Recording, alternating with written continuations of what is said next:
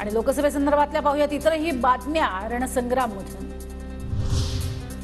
शिवसेना आमदार संजय शिरसाट यांनी घेतली राज ठाकरेंची भेट। दोघांमध्ये तासभर चर्चा, चर्चेचा तपशील गुलदस्त्यात।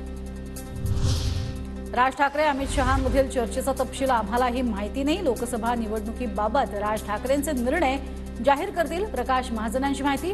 पक्षाने आम्हाला निवडणुकीसंदर्भात न बोलण्याचे निर्देश दिल्याची माहिती। धैर्यशील मोहिते पाटील आणि रामराजे निंबाळकर 2 दिवसात शरद पवार गटात प्रवेश करणार। धैर्यशील मोहिते किंवा संजीवराजे निंबाळकरांना माढा लोकसभेची उमेदवारी मिळणार, सूत्रांची माहिती। शरद पवारांचा 8 एप्रिलला पुणे जिल्ह्याचा दुष्काळ पाहणी दौरा। पुरंदर आणि बारामती तालुक्यातील दुष्काळाची पाहणी करणार। शरद पवार गटाची लोकसभा उमेदवारांची तिसरी यादी उद्या जाहीर होणार। माढा, सातारा, रावेर या जागांवरील उमेदवार जाहीर करणार। आमदार बच्चू कडूंचा रामटेकमधील काँग्रेसच्या उमेदवाराला पाठिंबा। काँग्रेसचे उमेदवार श्यामकुमार बर्वे यांना प्रहारचा पाठिंबा। भाजपने नवनीत राणांना उमेदवारी दिल्यानं कडू आहेत नाराज।